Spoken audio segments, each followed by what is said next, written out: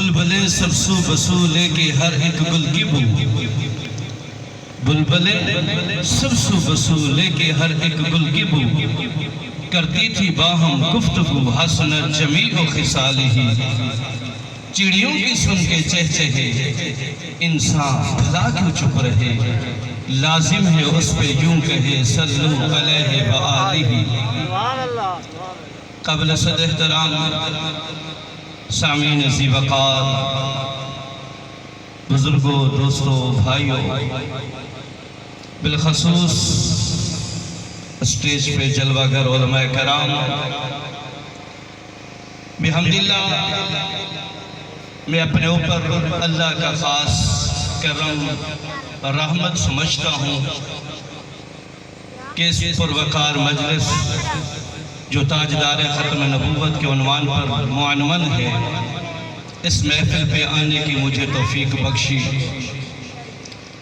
اور میرے برادر مولانا عبدالعلیم صاحب، مولانا عبدالملک صاحب، اور میرے بھائی محمد جنید مرید صاحب، انہوں نے محبت فرمائی، حکم دیا کہ حضرت آپ نے آنا ہے، اور گواہ بیٹھے ہیں۔ میں نے عرض کیا کہ حضرت میرے لیے خوش نصیبی ہے کہ میرے آقا کے ختم نبوت کا تذکرہ ہوگا، میرے آقا کی ذات کی حفاظت کی بات ہوگی، اور اس محفل میں میں ہوں گا تو میرے لیے نجات کے لیے کافی ہوگا۔ میرے عزیز دوستو، ہر مولوی کی اپنی ایک ادا ہوتی ہے، میں کہا نہیں کرتا، ماشاءاللہ کہیں، سبحان اللہ کہیں، نہیں کہتا، لیکن اتنا سب سے پہلے ضرور گزارش کروں گا، اگر جو بات میری اچھی لگے تو کیا کہیں گے؟ سبحان اللہ کہیں گے۔ میرے عزیز دوستو، میں ان نوجوانوں کو خراج تحسین پیش کرنے کے لیے حاضر ہوا ہوں، اور سلام پیش کرنے کے لیے حاضر ہوا ہوں کہ جنہوں نے ختم نبوت کے عنوان پر ایک جلسہ منعقد فرمایا۔ یقیناً بہت خوشی ہوئی کہ ایسے نوجوان، آج دیکھیں دنیا کا ماحول کیسے چل رہا ہے، کیسے دنیا کس راہ پہ گامزن ہے، نوجوان کیا کر رہے ہیں،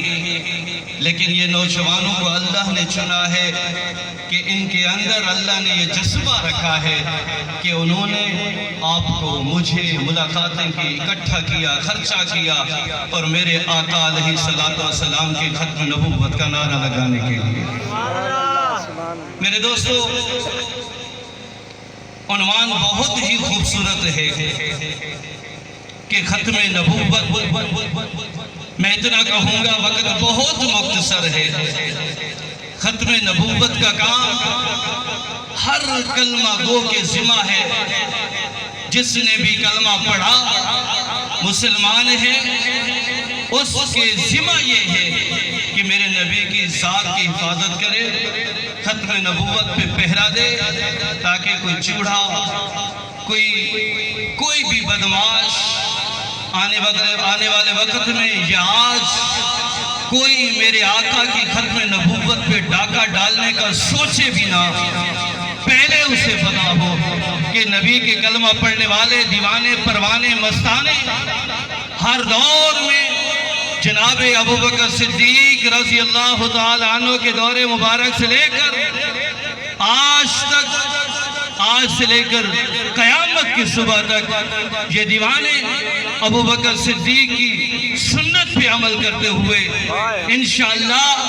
اپنے نبی کی ختم نبوت کا پہرا دینا جانتے ہیں، دے رہے تھے، دے رہے ہیں اور دیتے رہیں گے۔ ارے آپ کو یہ بتا دیں، یہ ہمارے ذمہ پتہ کیوں ہیں،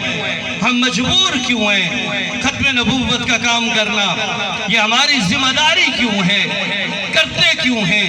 ابوبکر صدیق نے سب سے پہلے اپنے دور اول میں، دور خلافت میں، نبی کریم صلی اللہ علیہ وسلم کے رخصت ہو جانے کے بعد، پردہ فرما جانے کے بعد، سب سے پہلے جو جہاد کا اعلان کیا تھا، جس جنگ میں علماء موجود بیٹھے ہیں، اصلاح فرمائیں گے، تائید بھی کریں گے، جس جنگ میں سب سے زیادہ صحابہ شہید ہوئے، اگر وہ جنگ ہے تو ختم نبوت کی کی جنگ ہے جو مسلمہ کذاب کے خلاف لڑی گئی تھی، اور ابو بکر صدیق نے ڈھیر سارے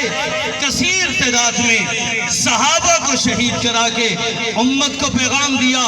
کہ امت والو، اگر آقا کی ختم نبوت محفوظ ہے تو پورا دین محفوظ ہے، آقا کی ختم نبوت محفوظ ہے، قرآن محفوظ ہے، آقا کی ختم نبوت محفوظ ہے، بیت اللہ کا طواف محفوظ ہے، آقا کی ختم نبوت محفوظ ہے، مدینہ کی وہ رونقیں محفوظ ہیں، آقا کی ختم نبوت محفوظ ہے، پیغمبر کی احادیث محفوظ ہے، آقا کی ختم نبوت محفوظ ہے، تو پھر آئیے ساری شریعت محفوظ ہے۔ اللہ نہ کرے آقا کی ختم نبوت محفوظ نہیں تو پورا دین محفوظ نہیں۔ اسی لیے پورے دین کی حفاظت کے لیے میں آپ ہر کلمہ گو پہ فرض بنتا ہے کہ آقا علیہ السلام کی ختم نبوت پہ پہرا دیں۔ تاجدار ختم نبوت، تاجدار ختم نبوت،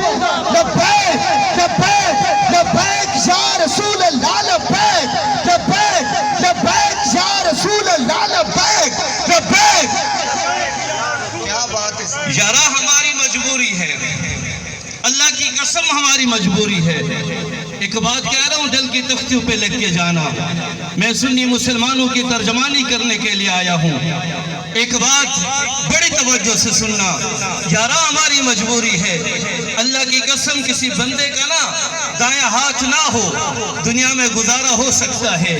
ہاتھ نہیں ہے کیا ہوا؟